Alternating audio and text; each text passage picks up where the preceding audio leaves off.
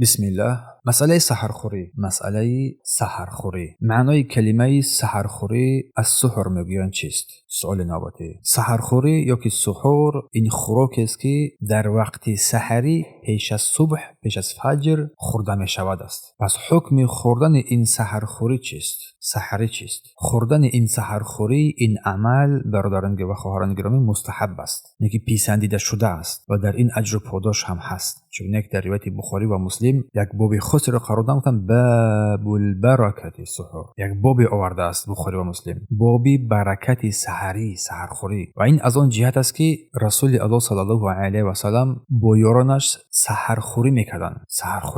اما سوال نوبتی، کسی که سحرخوری را ترک کند بر او چی میشود؟ یعنی حکم ترک کننده سحرخوری چیست؟ جواب، برای گناه نیست. کسی که سحرخوری را ترک نماید، سحری نخورد، برای گناه نیست. اما آن برکتی که رسول الله صلی الله علیه و سلم در سحرخوری ذکر نمودند، از آن برکت محروم میگردد، برکت آن خوراک را از دست میدهد. پس فایده سحرخوری، سحری کردن چیست؟ فایدهش این است که سحرخوری کردن از تحمل مشقت روزه تو را میبردارد. تحمل مشقت روزه در این سختی ها تو را کمک میکند. در حدیث از انس بن مالک رضی الله عنه در این مورد آمده است که گفتند که تسحروا فإن فی السحور برکه. سحرخوری کنید زیرا در سحرخوری کردن این برکت است، گفتند روایت بخاری است. و همچنین از ارباز رضی الله عنه نقل شده است که فرمودند که دعانی رسول صلی الله علیه و آله پیامبر دعوت نمود الی السحور فی رمضان، بر سحرخوری کردن در رمضان. فقال هلم الی غداء المبارک. ارباز میگوید که رسول الله ما را برای سحرخوری دعوت کرد و فرمود که بیایید به سوی غذای مبارک. روایت ابی داود است. پس برکت در این سحرخوری چگونه است؟ سحرخوری کردن سحور میگویم برکت در این چگونه است؟ برکت این اولا از پیروی از سنت پیامبر، پیروی از شریعت که این سنت سرور دو جهان صلی الله علیه و سلم است و این نیکوترین برکت است. از او پیروی کردن، احادیث بیان کردیم، و با قوت و فعال انسان نیرو بخشیدن و در کارهای خیر رو برای او آسان گرداندن است. پس آیا تأخیر کردن سحری از سنت است؟ آیا به تأخیر انداختن سحری خوری از سنت است؟ بله، به تأخیر انداختن سحری خوری این از سنت است. از عایشه رضی الله، از ابو عطیه رضی الله عنه روایت است که به عایشه میگه قلت لعایشه، به عایشه گفتم فینا رجلان من اصحاب النبی احدهما یتعجل افطاره و یؤخر سحوره. گفتن که در ما دو نفر از اصحاب رسول الله صلی الله علیه و سلم هستند. دو نفر از اصحاب رسول الله صلی الله علیه و سلم هستند. ابو عطیه بر عایشه گفتند یکی افطار را زود میکند، بگاهی خوری را افطار را زود میکند، همین که آفتاب نشست افطار مینماید، دیگر چیزی را منتظر نمیشود، و سحرخوری را دیر میکند، دیگر افطار را دیر میخورد و سحرخوری را زود میکند. میگه که گفتم که کدامشان افطار را زود و سحر را دیر میکند؟ افطار را زود و سحر را دیر میکند. گفت عبدالله ابن مسعود. گفتم آیا چنین است؟ آیا این کار درست است؟ گفت پیامبر صلی الله علیه و سلم همین طور میکردند. پس این بیانگر آن است که همچنین صحابگان کرام افطار را زود میکردند و سحرخوری را به دیر بر آخر وقت میماندند. در روایت نسائی. و عایشه چی گفتند؟ گفت انا همین سنت پیامبر صلی الله علیه و سلم است. و همچنین از سهل ابن سعد رضی الله عنه روایت است که گفتند قال كنت اتحسر فی اهلی، من در نزد اهلم سحری میخورم، سحری خوردم و سپس میشتافتم، حرکت میکردم زود تا به نماز صبح را با رسول الله صلی الله علیه و دریابم. این هم دلالت بر آن است که سحرخوری بر نزدیکی صبح میپیوستند. آیا پیروی به سحری خوری کردن سبب دوری از مانند شوی به نصرانیان میشود؟ بله میشود. چون از عمرو ابن عاص رضی الله عنه روایت است که ان رسول الله صلی الله علیه و سلم، اینکه رسول الله صلی الله علیه و سلم قال فصل ما بین الصیامین و صیام اهل کتاب اکله السحر. عمرو ابن عاص از پیامبر رسول الله صلی الله علیه و سلم روایت کردند که فرق میان روزه ما و روزه اهل کتاب این سحری خوری است. فرق بین روزه ما و روزه اهل کتاب این چی بود است؟ این سحری خوری بودن، سحری کردن است. در روایت مسلم. پس سحری خوری کنید. اگر سحری خوری هم نکردید این روزه شما پذیرفته میشود، ولی که سحری خوری کردید، یهود رو، اهل کتاب رو مخالفتی کردید، سحری خوری کردید، این رو دیر خوردید، با تأخیر انداختید، قربی نزدیکی از آن، این در این ثواب پاداش است. و همچنین افطار رو بر وقت کردید، این هم در این هم اجر پاداش است. سوال نواتی دلالت نیت روزه آیا از سحری خوردن نیت فهمیده می شود؟ مجرد اینکه انسان سحری خوری کرد آیا همون نیت حسابیده می شود؟ بله، مجرد اینکه انسان سحری خورد، همین سحری خوری انسان دلالت بر نیتی بنده بر روزه داشتن این روز است. زیرا معلوم است که هر کسی آخری شب میخیزد و سحری میخورد مقصد روزه داشتن را دارد و هر انسان عاقل این کار را اختیاراً انجام می‌دهد با اراده خودش که انا همون نیت است. انسان آخر شب تنها از برای روزه گرفتن میخیزد. اگر تنها برای خوردن میخیست، عادتاً که انسان در این آخر شب برای خوردن میخیزد، برای قصد روزه داشتن میخیزد. برای همین خود همین نیت است و با زبان گفتن نیتی با زبان نمیگویند در افطار و در روزه اینها اساس ندارد. و وقتی سحری خوری رسول الله صلی الله علیه و سلم کی بود؟ وقتی سحری خوری رسول الله وقتی سحری خوری رسول الله صلی الله علیه و سلم پیش از اذان دوم بود که در آن زمان دو اذان گفتن میشد. تا حاضر این دو اذان هست. یعنی که پیش از اذان بامداد گفتن همین وقت رسول الله صلی الله علیه و سحر خوری میکردن که تا جایی که بین سحری خوری و قامت برای نماز فقط یک مقدار خواندن 50 آیت فاصله میموند و بس. در روایت بخاری و مسلم. پس خودداری از مفطرات اینه که از خوراکی و نوشیدنی ها، خودداری از این خوراکی و نوشیدنی ها، مفطرات و غیره کی واجب می شود، کی برای انسان لازم میگه که خود را از این خوردنی ها و نوشیدنی ها باز بدارد. این از اذان دوم می شود. اما اذانی که در ما یک اذان گفته نشد، اما اذانی که گفته شد، مجرد که اذان گفته شد الکی انسان در خود را باز می‌دارد از خوردنی ها و نوشیدنی ها. این اذان دوم از برای نماز است و دلیل آن سخن رسول الله صلی الله علیه و سلم این بلال یؤذن باللیل که بلال شب اذان میگوید. فکلوا و اشربوا گفتن حتی یؤذن ابن مکتوم، بخورید و بنوشید حتی اینکه ابن مکتوم اذان بدهد. چون اذان یکم بلال میگفتن، اذان دوم را ابن مکتوم. روایت بخاری.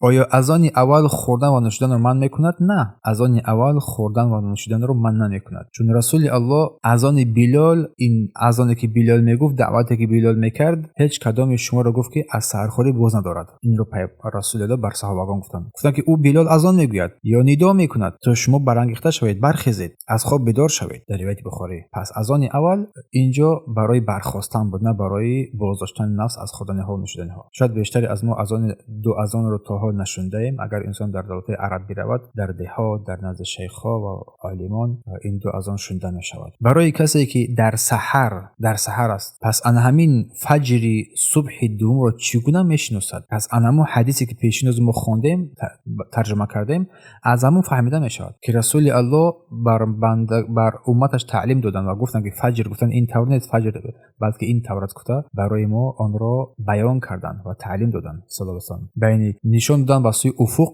بر صحابگان کرام که انا فجر این گونه است، این فجر صادق است، روشنی صادق که تمام پشت کورا، همه طرف کورا فرا میگیرد، یک روشنی. در روایت بخاری. پس در سحری خوری چی چیز مستحب است؟ در سحری خوری چی چیز مستحب است؟ رسول الله صلی الله علیه و سلم فرمود که نعم السحور المؤمن التمر، سحری مؤمن خرما است. که چیز زیبا از سحری خوری مؤمن خرما. در روایت ابی داود. پس در سحری هم اگر خرما باشد، از خرما هم بخوری، این زیباترین سحری خوری است. بعضی از مردم هنگام اذان دوم، هنگام اذان تا انجام اذان میخورند. این گونه مردم هست. هنگامی که اذان گفته میشه که خوردن رو ادامه میدهند تا انجام اذان. حکم این چی است؟ حکم این حالت وابسته بر حالت مؤذن از اذان گوینده است. اگر این اذانی که میگن، این اذان وابسته به آن اذانی که میگن، اگر اذان برای دمیدن صبح صادق باشد که شاید بیشتر این گونه اذان بدهند، برای که این صبح دمیده از اذان میگویند، باید انسان در حال از خوردن ها و نوشیدن ها باز ایستاد. اگر باز نه ایستاد، روزش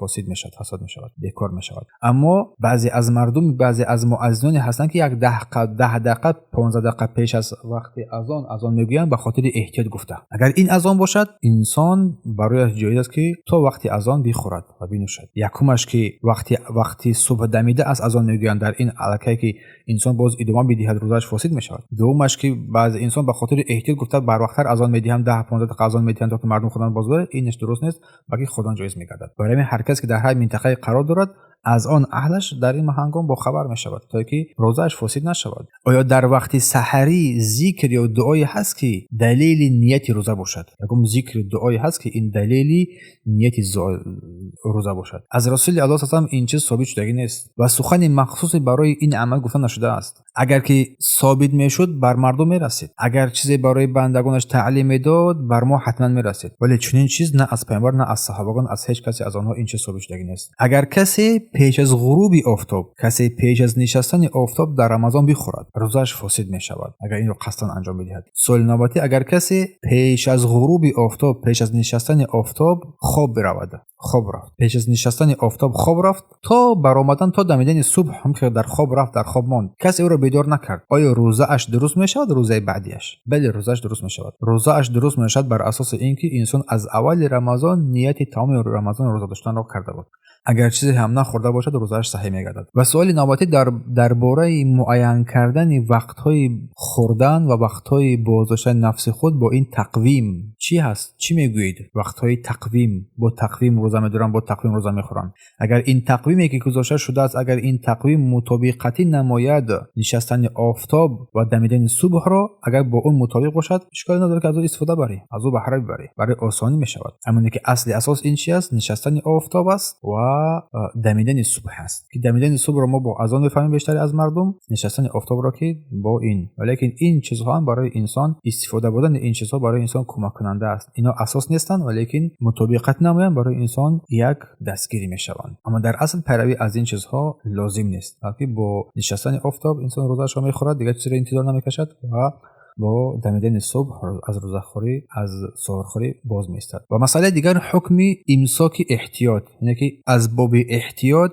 انسان 1 ساعت 2 ساعت 3 ساعت نیم ساعت 10 دقیقه 20 دقیقه پیش از فجر باز میستد خوردن رو، از باب احتیاط گفته. این گونه هم هست در بسیاری از مردم. این حکمش است. پس اصل در باز داشتن از خوردنی ها و نوشیدنی ها چی در افطار باشد، قول الله سبحانه و تعالی میفرماید کلوا واشربوا حتی یتبین لکم الخیط الابیض من الخیط الاسود. بخورید و بنوشید تا برای شما رشته سفید از رشته سیاه از فجر روشن شود، یعنی صبح صادق برای شما روشن بگردد. و سپس روزه را تا شب تا نشستن آفتاب پورا نماید گفتن الله سبحانه و تعالی. اصل عمل کردن با این آیه قرآنی است. دمیدن صبح انسان باز می‌داره خود را تا نشستن آفتاب، پس تا این وقت خوردن و نوشیدن جایز است، از این دیگر جایز نیست. پس انا همین اذان گفتن نشانه به پایین رسیدن، انا همین شروع شدن انجام چی است؟ شروع شدن انجام بازداشتن نفس خود از خوردنی ها از صبح. انا همین اذان هم در بیگاه باید گفته شود هنگامی که آفتاب نشست تا که مردم آگاهی بیابند. ولی بیشتری از مردم به خاطر نادانی آفتاب می‌نشیند، شب میشه، بس پس اذان میگویند و مردم هم از اونها پیروی تقلید می‌نمایند، در حالی که اصل اذان در اینجا برای نماز است، نه برای شکاییدن روزه که بازداشتن، بلکه دیدن دمیدن صبح و نشستن آفتاب است. و حکم کسی که گمان کرد که فجر ندرآمده است، صبح ندمیده است و خورد، سپس برایش معلوم شد که فجر درآمده است، در این حالت حکمش چی است؟ بر چنین کس چیزی نیست، برای این کس یگام چیزی نیست، چون وای انسان از روی نافهمی، از روی نادانی این کار برای انجام یافت. و لا یکلف الله نفسا الا وسعها، الله هیچ کس را مکلف نکرده است مگر اینکه توان آن را داشته باشد. و همچنین از حدیث ابن عباس رضی الله عنه در این مورد هم آمدگی است که فرمود که احل الله لك شراب و ما شککت حتی لا تشرب، الله برای تو شراب رو خوردن و نوشیدن رو حلال کرد تا وقتی که شک میکنی، وقتی شک رو به یقین تبدیل دادن لازم است. یقین کردی بس کن دیگر. چون بیان کردم حاضر این تقویم ها و این برنامه هایی که هست در خاندان هر یک ما و شمایان، شبکه ها و اینترنت و این برنامه ها برای ما کمک میکنه برای رسیدن بر حق در این مسئله ها. و سوال نوبتی کسی که هنگام شنیدن اذان، هنگامی که شنید اذان را ولیکن در دستش کاسه ظرف است، چی کند؟ کاسه آب است. کسی که اگر هنگامی که اذان گفته شد و طعامش در دستش است، کاسه آبش در دستش است، حاجتش را برآورده کند، یعنی که آن را بخورد. و دلیل آن حدیث ابی هریره رضی الله عنه از رسول الله صلی الله علیه و آله روایت است: اذا سمع احدکم نداء، گفتن اگر کسی شما اگر ندای اذان را شنید والاناء علی یده و کاسه در دستش است، فلا یدعه حتی یقضی حاجته، پس آن را نگذارد حتی که حاجت خود را برآورده کند از آن کاسه. روایت احمد و ابی داود. پس این حدیثی که گفتن که هر کس که اگر اذان گفته شد و کاسهش در دستش است حاجتش را برآورده کند، علما گفتن که اثرها در این مورد آمده است: اجازه خوردن، برای روزادار اطمینان شدن.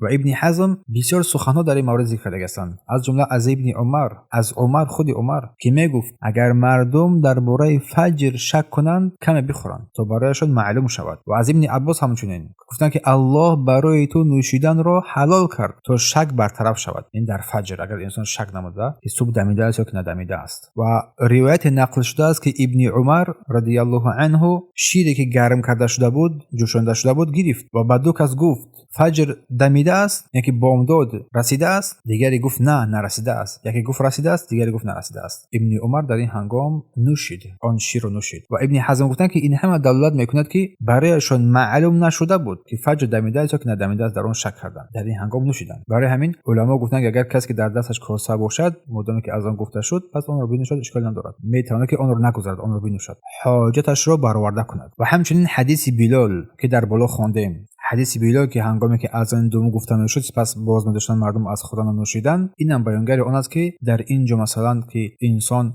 شک نماید که 10 دقیقه پیش به خاطر احتیاط میکنن مردم، مثلا به خاطر احتیاط اذان میگویند که به خاطر احتیاط خیر گفته 10 دقیقه، اینا اساس ندارد، بلکه تا دمیدن صبح تا اذان گفتن انسان توان امکانات خودان دارد و در این احتیاطی نیست. در آنچه که سنت پیامبر صلی الله علیه و بیان کرده در آن احتیاط نیست. و سوال نباتی بعضی از مردم زود سحری میکنند، زود میخورند، بعضی از مردم در نصف شب سحری خوری میکنند. این چه حکم دارد؟ در اصل این عمل جایز و روا است، اشکال ندارد، چون وقتی سحری از بین نیمه شب تا طلوع فجر است. اما مسئله بهتر بودن، مسئله پاداش و اجر بودن خوردن آن همچنین و آن رو به تأخیر انداختن، این مسئله است که مسئله اجر پاداش میرود. بارک الله فیکم. و بعضی از مردم کسانی هستند که در اول شب سحرخوری میکنند، در اول شب نماز رو میخونن، سحرخوری میکنن، یا که اول سحرخوری میکنن بعد سپس نماز رو میخونن، سپس بعد خواب میروند دیگر همه تا سحر. آیا این سحرخوری حساب میشود؟ بله این سحرخوری حساب میشود و از او قبول میگردد و روزه او صحیح میگردد. مسئله صحیح درست بودن که درست نبودن رو گفتیم. و سوال نوبتی، اگر کسی که سحری رو، سحرخوری رو یا که روزه کشایی رو، افطار رو با سیگار یا که با نوز با همین چیزها شروع کرد، حکمش چی میشود؟ خوف است که انهم برکت سحرخوری از بین می رود. برکت سحرخوری از بین می رود، برکت افطارخوری هم از بین می رود. زیرا اینکه این انسان در سحرخوری که در افطارخوری چیزی رو آمیخته کرد، چیزی رو داخل کرد که در اصل و جایز نیست، اصلا حرام است و بر این سحرخوری که انسان باید از چیز پاکیزه بخورد موافقتی نکرده است. این بود مورد سحری.